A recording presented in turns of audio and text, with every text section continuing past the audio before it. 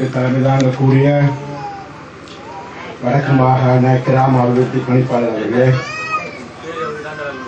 வட மாகாண முதலமைச்சர் நீதியரசர் கௌரவ விக்னேஸ்வரன் ஐயா அவர்களே, யாழ்ப்பாண மாவட்டத்தினுடைய பாராளுமன்ற உறுப்பினர் ஸ்ரீதரன் அவர்களே,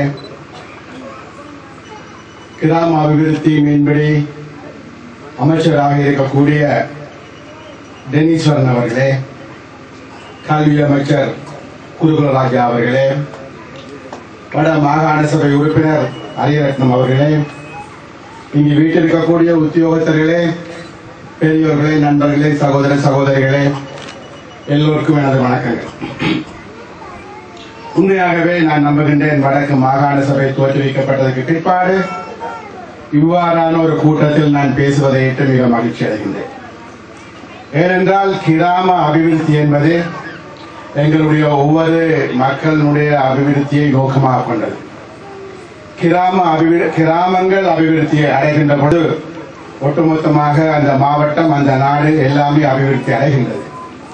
ஆகவே யுத்தத்துக்கு பிற்பாடு 5 வருஷம் முடிந்துவிட்ட நிலையில் எவ்வளவோ அபிவிருத்தி பணிகள் செய்ய வேண்டிய ஒரு சூழ்நிலையில் அரசாங்கத்தை பொறுத்தவரையில் நாங்கள் வீதிகள் அமைக்கின்றோம், மின்சாரம் கொடுக்கின்றோம், பாடசாலைகள் கட்டுகின்றோம் என்று சொன்னாலும் கூட ஒரு யுத்தத்தால் பாதிக்கப்பட்ட பிரதேசத்தில் ஆயிரக்கணக்கான பெண்கள் தமது கணவன்மாரை இழந்து குடும்ப தலைவிகளாக குடும்பங்களுடைய வாழ்க்கையை முன்னெடுத்து செல்ல முடியாத சூழ்நிலையில் அவர்களுக்கான பிரத்யேகமான திட்டங்களை தீட்டி அவர்களை கௌரவமான ஒரு சூழ்நிலையில் வாழ வைக்க வேண்டிய அரசாங்கம் குறைந்தபட்சம் அவ்வாறு செய்யாமல் இருக்கிறது மாத்திரமல்ல, அவ்வாறு செய்யக்கூடியவர்களை, செய்யக்கூடிய மாகாண அரசை அவ்வாறு செய்ய விடாமல் தடை செய்வது என்பதும், மாகாண அரசாங்கத்தினுடைய நிர்வாகத்தை குழப்புவது என்பதும்,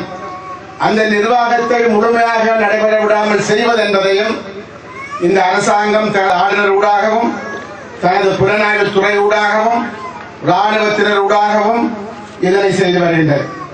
நான் இங்கு வந்து இறங்கிய பொழுதும் கூட நான் கேள்விப்பட்டேன், பல இடங்களில் இராணுவத்தினர் சென்று முறையிட்டிருக்கின்றார்கள், இந்த கூட்டத்துக்கு யாரும் போகக்கூடாது என்று சொல்லியிருக்கின்றார்கள்.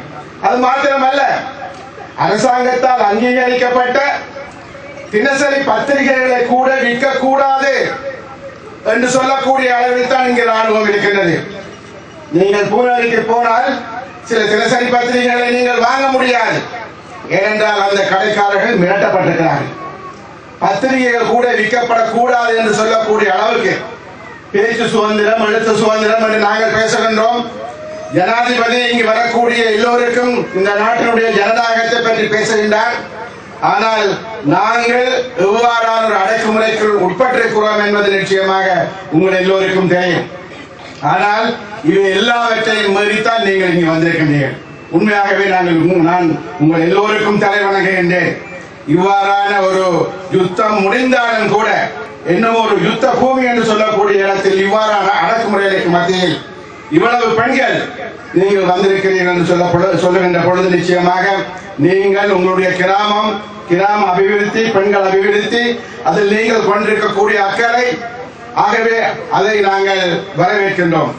இங்கு ஒரு சில விடயங்களை மாத்திரம் இங்கே முதலமைச்சர், அமைச்சர்கள் இருக்கக்கூடிய ஒரு இடத்தில் ஒரு சில விடயங்களை சுட்டிக்காட்டி நான் விடைபெற விரும்புகின்றேன். முக்கியமாக இந்த கிராம அபிவிருத்தி சபைகள் கிளிநொச்சி மாவட்டம், முல்லைத்தீவு மாவட்டம், வவுனியா மாவட்டம், பல அபிவிருத்தி சபைகள் பல லட்சக்கணக்கான ரூபாய்கள் பணத்தை வைத்திருக்கின்றார்கள். பல அபிவிருத்தி வேலைகள் நடைபெறுகின்றன.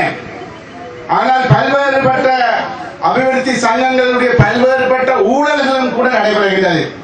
நான் கேள்விப்பட்டிருக்கின்றேன், கிளிநொச்சி மாவட்டம், முல்லைத்தீவு மாவட்டத்தில் லட்சக்கணக்கான ரூபாய்கள் ஊழல் மோசடிகள் நடைபெற்ற சம்பவங்கள் இருக்கின்றது. ஆகவே நான் இங்கே இருக்கக்கூடிய அமைச்சரையும் உத்தியோகத்தினையும் கேட்டுக்கொள்வது என்னவென்றால், ஒரு ஆடிட்டிங், ஒரு அனுவல், ஒரு வருடாந்த ஆடிட்டிங், இந்த சபைகள் எவ்வாறு இயங்குகின்றன, சபைகள் சரியான முறையில் இயங்குகின்றனவா, சபைகளுடைய கணக்கு வழக்குகள் சரியாக இருக்கின்றதா, இவை தொடர்பாக சரியான நடவடிக்கைகளை நீங்கள் எடுக்க வேண்டும் என்று நான் கேட்டுக்கொள்ள விரும்புகின்றேன். இந்த மாதர் சங்கம் கூட நிச்சயமாக உங்களுக்கு இந்த முறை ஒரு பாரிய அபிவிருத்தி கிடைத்திருக்கின்றது. உங்களுடைய இந்த கோழி குஞ்சு நீங்கள் உற்பத்தி செய்வது என்பது அது வெறும் கிளிநொச்சி மாவட்டத்துக்கு அல்ல, நீங்கள் இன்னும் பல மாவட்டங்கள் இது எவ்வளவு தூரம் வினைத்திறன் உள்ளதாக, எவ்வளவு தூரம் கட்டுக்கோப்பானதாக, எவ்வளவு தூரம் சிறப்பான முறையில் நீங்கள் இதனை நடத்துகின்றீர்களோ நிச்சயமாக கிளிநொச்சி மாவட்டத்துக்கு அப்பால் சென்று, ஏனென்றால் நாங்கள் எல்லோருமே தென்பகுதியில் இருந்தால் கோழி குஞ்சுகளை இங்கு வரவழைக்கின்றோம்.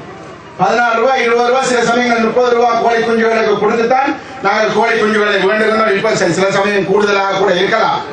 ஆகவே உங்களுக்கு நிச்சயமாக பெரிய ஒரு மார்க்கெட், பெரிய ஒரு சந்தை இருக்கின்றது. உங்களுடைய கோழி குஞ்சுக்கு பெரிய ஒரு சந்தை இருக்கின்றது. ஆகவே அதை நிச்சயமாக நீங்கள் தனித்து நின்று செய்வீர்கள் என்பதோ கடினமான விஷயமானால் உங்களால் செய்ய முடியும். நீங்கள் சரியான முறையில் செய்தால் இந்த அமைச்சு மாத்திரம் அல்ல, பாராளுமன்ற உறுப்பினர்கள் இன்னும் பல பேர் உங்களுக்கு உதவி செய்ய காத்திருக்கிறார்கள்.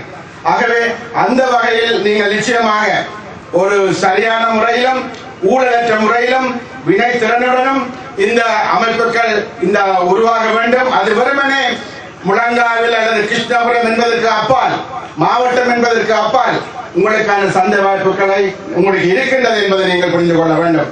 இன்னொரு விடயத்தை நான் இங்கே பேச வேண்டும்.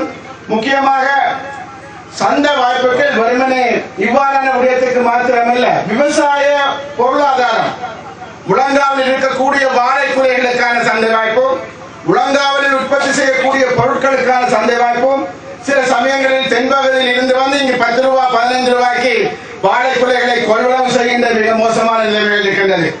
ஆகவே கௌரவ முதலமைச்சர் அவர்கள் இந்த விவசாய உற்பத்திகளுக்கான சரியான மார்க்கெட்டிங் ஃபெசிலிட்டிஸ், அதற்கான சந்தை வாய்ப்புகளை சரியாக ஏற்படுத்தி கொடுப்பதற்கான முயற்சிகளையும் தயவு செய்து நீங்கள் கவனத்தில் எடுக்க வேண்டும். எவ்வளவு தூரம் நீங்கள் அந்த சந்தை வாய்ப்புகளை உருவாக்குகின்றீர்களோ அவ்வளவு தூரம் விவசாயிகள் நிச்சயமாக இன்னும் மென்மேலும் அவர்கள் முன்னேறி செல்லக்கூடியதாக இருக்கும். மூன்றாவதான விடயத்தை கூறி நான் முடிக்கின்றேன். வவுனியா, கிளிநொச்சி, முல்லைத்தீவு மாவட்டங்கள் எல்லாமே குளங்கள் நிரம்பிய மாவட்டம். ஆனால் இன்று எந்த ஒரு குளத்திலும் தண்ணீர் இல்லை.